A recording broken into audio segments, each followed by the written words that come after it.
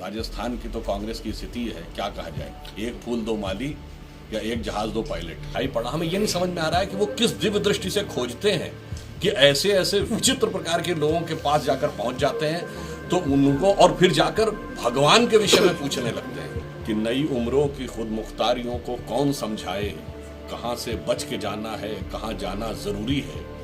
उसे एहसास करने का सलीका ही नहीं आता, जो कहता है खुदा है तो नजर आना जरूरी है। कि अशोक गहलोत जी के अध्यक्ष पद के संभालने पर कयास लगाया जा रहा है राष्ट्रीय पद पर। देखिए, उठापटक राजस्थान की राजनीति में नहीं, कांग्रेस पार्टी का यह अंदरूनी मामला है।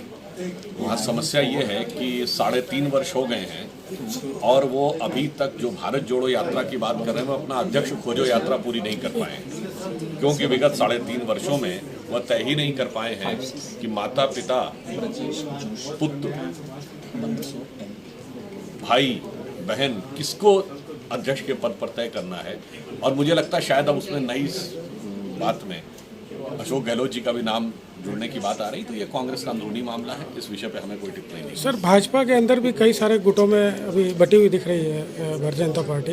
अभी अमित शाह जी की जो रैली हुई थी जोधपुर में, उसमें भी कहा गया था कि झूठ का भाषण पढ़ के गए, विपक्ष द्वारा ये कहा गया था।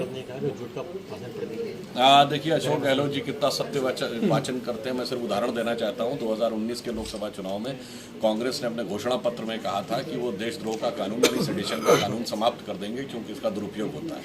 परंतु 2019 के बाद पहली सरकार जो देश की थी जिसने इस कानून का प्रयोग किया वो थी राजस्थान की सरकार। किसके खिलाफ प्रयोग किया? विधायक के खिलाफ प्रयोग किया। किन विधायकों के खिलाफ? अपनी पार्टी के विधायकों के खिलाफ प्रयोग किया। तो इससे बहुत स्पष्ट हो जाता है कि उनकी बात में कितना सच और कितना झूठ, कितनी हकीकत, कितना फसाना है। और राजस्थान की तो कांग्रेस की स्थिति है, क्या कहा जाए। एक फूल दो माली या एक जहाज दो पायलट। भारत जोड़ो यात्रा, सर, भारत जोड़ो यात्रा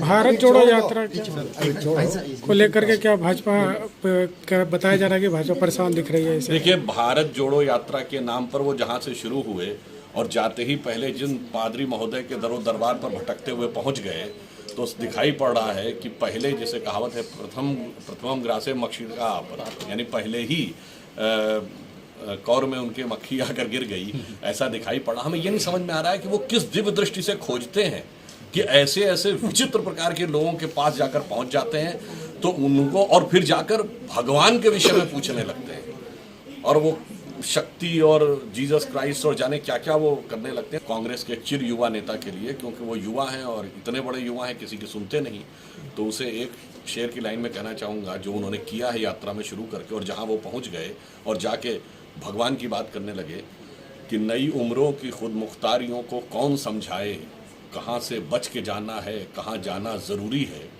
उसे एहसास करने का सलीका ही नहीं आता, जो कहता है खुदा है तो नजर आना जरूरी है।